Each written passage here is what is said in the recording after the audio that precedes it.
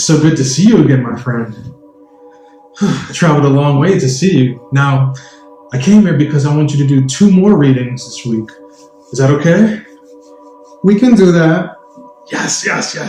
Well, actually, there's a 3rd person that I want you to read for as well. Is that okay? That's completely okay. She's a friend of mine, so just 2 celebrities and then my friend. Who are the Cosmos going to read for today first? Can we read for Steven Spielberg and Robert Downey Jr.? Is that okay? All right, let's start with Robert Downey Jr. All right. Let's see what's going on with him. Let's see what the stars have to say about him, as they say, right? Well, it looks like Mr. Robert Downey Jr. was born in Aries. Okay. With his love planet also in Aries. So he's a hopeless romantic. Is he? Someone who loves relationships, who feels more secure in a relationship, who also likes to travel, learn new things about different cultures. He also has his Mars retrograde, which tells me that his sex drive could be really high or really low. Oh, so is there an iron baby on the way for his wife or something? There could be. Could be. Saturn's transiting his 5th house of children and the spotlight, so he could just get recognition or maybe have another child soon. Oh, wow. And also... What? What is it? He has his karma in the 8th house of Scorpio. So what does that mean? He needs to do his taxes. That's what that means. He needs to do his taxes? Mm-hmm. Hopefully he has a good accountant. In my mind, I always call him Mr. Downey Jr., but I'm sure it's just Robert Downey Jr. or just Robert or Mr. Jr. or Mr. Downey. Mr. Downey. Mr. Downey. Okay, so now it's time to see what's in the stars for Mr. Steven Spielberg. And a little fun fact about Mr. Spielberg. He's worth over $3.8 billion. Can you believe that? Mr. Spielberg has right now Saturn and Pluto in his 7th house. So that tells me that a lot of his focus right now is going to be going towards his work for the first half of this year. And then the later half, he's going to be focusing on his relationships, his partnerships, how much he gives and receives from the people in his life. He also was born a Sagittarius with his Mars in Capricorn. So he can hold his sex drive. And then all his stress, he releases it when it comes to sex. And that can mean anything. He's 71 years old right now and still in the game. He has his Moon, his Venus, and his Jupiter in Scorpio. Ooh, what is that all about? So that tells me he's the type of person who likes complete honesty. He can be a human lie detector as well. He can spot bullshit a mile away. Really? And it's in his 5th house of creativity, career, spotlight, acting, fame. So right now Jupiter's in Scorpio, so it's being lucky. It's blessing all 3 of those planets. So he could be working on other projects and they can just be successful because of his creativity right now is really high. Well, I mean, he has been doing this for a long time. Okay. Yeah. He has his Sun, his Mars, and his Mercury in the 6th house of work and his co-workers. So that tells me he likes to be of service. He likes to help others. He likes to be a good friend. He has his Saturn in the 12th house, which tells me, again, his karma is about his financial your financial foundation. So it tells me that he has to work on his spending, his overindulgence, to not overindulge as much in anything that gives you pleasure, which could be anything. It could be food, it could be alcohol, it could be sex. So let's move on to my friend Cherie.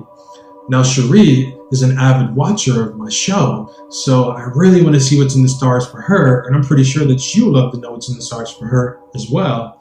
This has been a really good year for her, and I just want to see if it's going to get even better or maybe a little worse, but we're always hoping for something better. All right, what do the Cosmos tell you about Cherie? Well, they're telling me that Cherie is a double Gemini. Her Sun and Moon are in Gemini.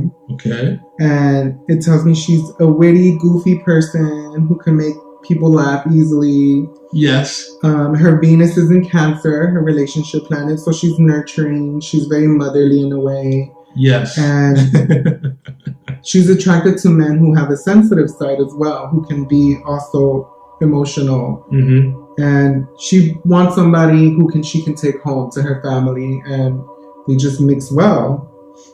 She has her Pluto in Scorpio, so she's Pluto of Scorpio generation, like myself and you.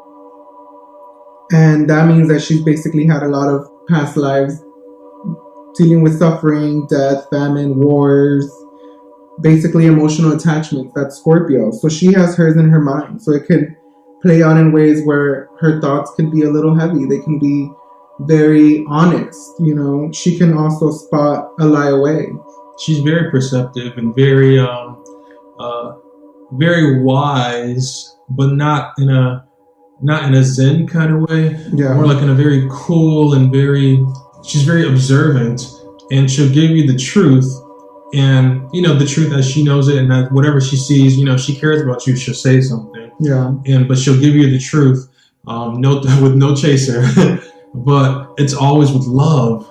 So it's pretty accurate. And she can be creative too. She has her Jupiter in Pisces, so she can be very sensitive and like creative, because Pisces is creative.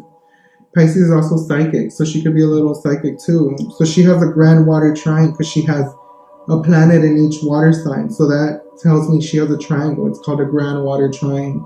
So if she uses that wisely, she can manifest anything in this world. Like if she were to play the lottery, you think she'd have a good chance of winning? No, if she got her emotional roots and her emotional boundaries, security, everything in order, she would be unstoppable. Ooh. She has her Mars in Capricorn, which is amazing. Mars in Capricorn, Mars is your willpower, it's your sex drives. In Capricorn, it's goal-oriented. It wants to achieve something. So having Mars there gives her the energy and the stamina to go for it. Well, she does own her own business. She's always been a go-getter as long as I've known her. Yeah. And she just has that thing, you know, that drive, but she also knows when to relax and take time to enjoy the view, as Whoopi Goldberg would say. You know, she's very well balanced, and she's all about her business, but she knows how to fit time in for friends and for her Cherie time too as well. All right, thank you so much, Christian. This has been so informative. I'm pretty sure Mr. Robert Downey Jr., Mr. Steven Spielberg, and my personal favorite, my friend Cherie, appreciate your readings as well as I do. So it is time for me to go. No. But yeah, as you know, I shall return soon. All right? You better. I will. Time is always on my side and on my chest. What's up, super friends? It's me, Terrell Aaron Kloss, reminding you all to check out my show, The Super Sci-Fi Show, every week, right here on YouTube. And don't forget to hit on that big old red subscribe button too, right below this video. And ring the bell as well so you can know whenever I post a new video. This show is a show where all things geeky and extraordinary are welcomed and discussed. So, tell all of your friends about it.